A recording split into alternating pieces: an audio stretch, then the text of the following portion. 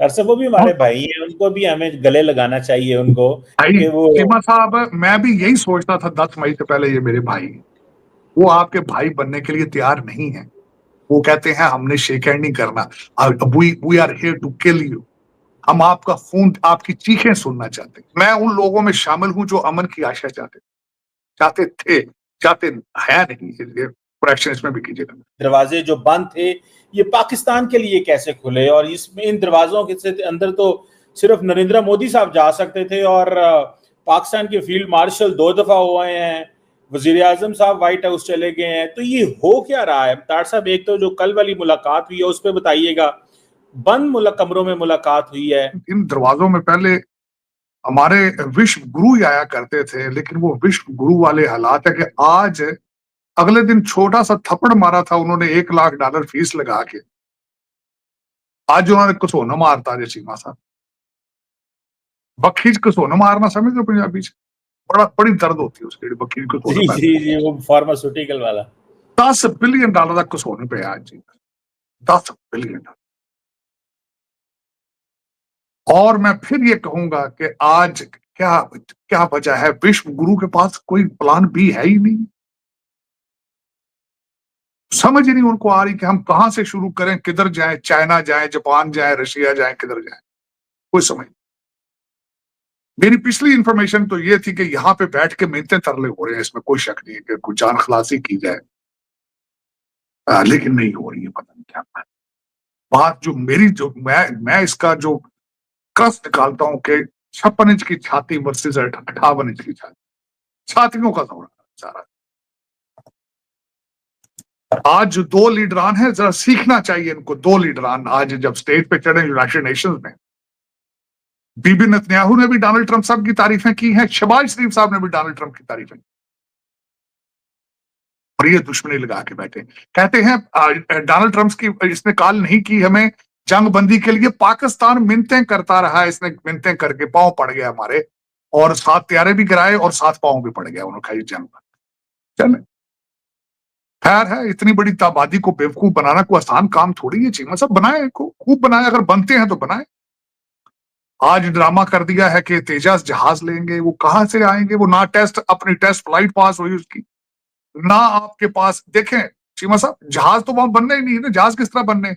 Engine तो general electric के हैं, खुद तो सिर्फ इन्होंने पटरियां जोड़नी है, खुद तो इन्होंने सिर्फ जो है तारे भी नहीं लगानी आती इनको चीमा साहब।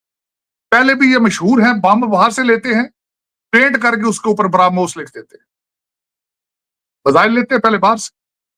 लेकिन ये देखें कि इनसे साइकिल भी नहीं बन रहा, और ये मनसूबा तेजस का को बहुत पुराना मनसूबा चीमा साहब। अब सिर्फ इसमें थोड़ी सी इन्होंने पतली गली में थोड़ी सी आवाज मारी है, जनरल इलेक्ट्रिक इंजन जे, सिर्फ अमेरिका को सुनाने के लिए कि महाराज आप थोड़ा सा तरस फरमाएं, हम आपके लिए कुछ लेकर आए हैं, आप दरवाजा तो खोलें, हम आपके लिए कुछ 4-5 बिलियन 10 बिलियन 7 बिलियन का आज उन्होंने कॉन्ट्रैक्ट, 7 बिलियन हजूर, $7 बिलियन लेकर आए हैं, दरवाजा तो खोलें, आप बात तो करें, आप बात तो करें ना। आप तो नाराज ही नाराज हैं। आज ये वहां से आवाज आई, लेकिन क्या $7 बिलियन, डोनाल्ड ट्रंप $7 बिलियन का नाश्ता नहीं करता? 7 बिलियन उसके लिए क्या है, जहां चीमा साहब इस वक्त साउथ कोरिया और जो सऊदी अरेबिया पता नहीं 600 बिलियन की इन्वेस्टमेंटें कर रहे हैं। ये 7 बिलियन से डोनाल्ड ट्रंप ने डकार भी नहीं मारना है, पता नहीं कैसी क्या है। मैं उन लोगों में शामिल हूं जो अमन की आशा चाहते थे, चाहते है नहीं। करेक्शन इसमें भी कीजिएगा। आशीषी तहूर साहब जो कि बहुत स्कॉलरली पर्सन है, ऑक्सफोर्ड से पढ़े हैं, कई किताबें लिखी हैं, और कई किताबें उनकी लिखी जो पढ़ाई जाती, उन्होंने सेंसिबल बात की। उन्होंने कहा पैसों के लिए क्रिकेट खेलते हो, जब कारगिल की जंग हो रही थी उस वक्त भी टीम में खेली, और जब तुम रिकॉग्नाइज कर लिया उनको एज ए क्रिकेट टीम, उसी बॉल के साथ खेलते रहो, उसी पिच पे खेलते रहो, तो शेक हैंड करने में तुम्हें क्या प्रॉब्लम था? आज जो बदतमीजी का तूफान उनके साथ उनके लिए खड़ा हो चुका है इस वक्त भारत में, वो दूसरी मिसाल है। कहते क्या है? कहते पाकिस्तान चले जाओ, पाकिस्तान चले, ये उस मुल्क की बदनसीबी है जी, मतलब बदनसीबी। पहले तो वो 25-30 करोड़ मुसलमानों को, जिनको वो बकरियां, भेड़ बकरियां समझते हैं, जुल्म करते हैं उन पे। सुबह शाम उनको कहते हैं कि तुम पाकिस्तान चले जाओ, निकलो यहां से Pakistan. Has no solution, has no solution for them, no solution for them. दुख वाली बात, दुख वाली बात। कोई चीमा साहब देखें, पाकिस्तान में कहते नहीं जी हिंदुओं के साथ बुरा सलूक हो, हिंदू तो थे ही 2-3% यहाँ पे, और बल्कि कई यहां से भारत गए, लौट के वापस आ गए परेशान होकर वहां से। यहाँ पे तो गुजारा था भाई, चल गए, थोड़े से थे, कुछ भाग गए, चले गए, कुछ बाहर चले गए। और 30 करोड़ 25 करोड़ लोगों का क्या करोगे भाई? कितनों को हिंदू बना लोगे? कहोगे ना, कहते हो घर वापसी आ जाओ। जिहाद, कभी लव जिहाद चलाते हो, कभी फलां जिहाद करते हो, तुम भी किस तरह मारोगे? भी तो किस तरह मारोगे उनको? कितने लोगों को किस तरह मारोगे? लेकिन चलो, सियासत करो तुम, उनके खून पे सियासत करो, मारो उनको, क्या फर्क पड़ता है? लेकिन जो ये कर रहे हैं चीमा साहब, this is not the Hinduism is about, this is not the Buddha मत is about. One of the most peaceful religion they are famous for, peace, peace loving. ठीक, चले चीमा साहब, आज एक बहुत बड़ी बात है ये चीमा साहब, कि पाकिस्तान सफारतकारी में और मिलिट्री डिप्लोमेसी में they have gone to the next level. Defense will become another industry of Pakistan now, defending the other countries. डरना चाहिए उस खित्ते में लोगों को। उसकी वजह यह है कि हमारी आर्मी, इस वक्त 3 आर्मीज का कंपैरिजन किया जाए, इजिप्ट, टर्की और पाकिस्तान, एक तो आप you are loaded with atomic, और दूसरी बात यह है कि यू आर टेस्टेड। आप हमेशा जंग में रहे हैं, आपके ऊपर हमले हो रहे हैं मुसलसल, हर 10 साल बाद हमला होता है आपके ऊपर, फिर आपको पठानों ने ट्रेन कर दिया है।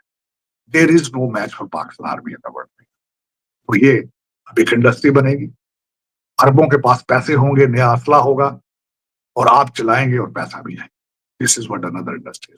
अरसद, वो भी हमारे भाई हैं, उनको भी हमें गले लगाना चाहिए उनको, कि वो चीमा साहब, मैं भी यही सोचता था 10 मई से पहले, ये मेरे भाई, वो आपके भाई बनने के लिए तैयार नहीं है।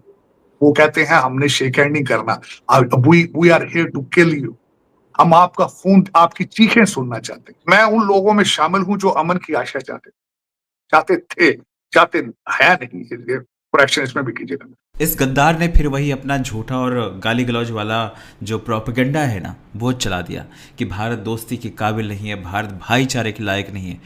भारत ने भाईचारा हमेशा दिखाया था, लेकिन तुम लोग उसके लायक नहीं हो। और पहले भाई अपने मुल्क का हाल देख ले, जहाँ पर लोग आटा दाल चावल के लिए रोते रहते हैं, ठीक है। दूसरों को उपदेश देने से पहले अपने देश की हालत देख ले। और भाई तू वहाँ पे ना अमेरिका में जो बैठा हुआ है ना, जूते चप्पल साफ करने के लिए रखा है, तेरी कोई हैसियत नहीं है, तेरी कोई औकात नहीं है बात करने की। और जो तू बोल रहा है ना कि 10 मई के बाद हमने देख लिया, 10 मई को तू मानता है ना तेरी ठुकाई हुई थी, तेरे देश की हालत वो भारत ने कर दी थी कि तुझे भारतीयों से नफरत हो गई है ना। मतलब एक बार भारत ने ठोक दिया अच्छे से, तो तुम बिलबिलाने लग गए हो। और जो हमेशा आतंकी गतिविधियां पाकिस्तान से भारत में होती रही, तब तो ताली पीटते हो। और शशि थरूर के बारे में आपको ना कमेंट करने की ज़रूरत नहीं है कि पाकिस्तान चले जाओ, ये भारत के लोग बोल रहे हैं। भारत एक लोकतंत्र है जहां हर नेता, हर पार्टी और हर विचार पर सवाल उठते हैं। कुछ लोग सवाल उठाते हैं, कुछ लोग उनकी बात मानते हैं। यही लोकतंत्र की ताकत है। तुम लोग कैसे समझोगे? तुम्हारे यहाँ कोई लोकतंत्र है? तुम्हारा प्रधानमंत्री वहाँ अमेरिका में बैठा है, तो तुम्हारा वहाँ पे तवासी मुनीर क्या कर रहा है वहाँ पे? उसका क्या लॉजिक बनता है वहाँ जाने का? शशि थरूर से कौन सहमत है, कौन नहीं होते, भारत का मसला है। और तुम जो ये कह रहे हो कि 25 मुसलमानों पर ये जो सबसे बड़ा झूठ बोला है ना, भारत में मुसलमान सिर्फ मुसलमान बनकर नहीं रहते हैं। यहाँ लोग डॉक्टर बनते हैं, इंजीनियर बनते हैं, बिजनेसमैन बनते हैं, सब कुछ बनते हैं। हमारे देश का राष्ट्रपति भी मुस्लिम बना है। हमारे देश में बराबरी का हक सबको मिला है। भारत में नरेंद्र मोदी की सरकार में जितनी पॉलिसीज़ आई हैं, उसका सबसे ज़्यादा फ़ायदा अगर किसी को हुआ है तो मुसलमान वर्ग को हुआ है। और 25 करोड़ मुसलमान भी यहाँ पर सुरक्षित महसूस करते हैं, तभी यहाँ रहते हैं। तुम्हारे यहाँ अल्पसंख्यकों की क्या हालत है? और तुम कह रहे हो ना 1% थे, चूतिया उतिया हो ना, पढ़े लिखे हो कि नहीं हो? कितने परसेंट वहाँ थे और कितने रह गए हैं? क्या जुल्म होता, क्या नहीं होता, उसके बारे में बात नहीं करोगे। इसीलिए कहते हैं जिहादी जिहादी ही रहता है। और कल तक तू भारत की विदेश नीति की तारीफें करता था, आज तुझे क्या हो गया? भारत ट्रम्प के सामने रो रहा है कि टैरिफ हटा दो। इसे डिप्लोमेसी कहते हैं, इसे निगोशिएशन कहते हैं। तुझे समझ में नहीं आएगा, क्योंकि तेरे प्रधानमंत्री के हाथ में ना सिर्फ कटोरा रहता है। वो वर्ल्ड बैंक के सामने, आईएमएफ के सामने सिर्फ कटोरा लेकर खड़ा हो जाता है, और अमेरिका उसको बैक करता है, तब जाकर तुझे कर्ज मिलता है। तुझे क्या पता ये सब चीज़ें? तो चूतिया ही रहेगा हमेशा। वो तो भारत की गलतियां है, भारत के लोगों की गलती है। तुझे सर पे बिठाया, तुझे दोस्त के लायक समझा, लेकिन तू गद्दार है, इसीलिए बोलते हैं तेरा नाम साजिद गद्दार रख दिया है हमने।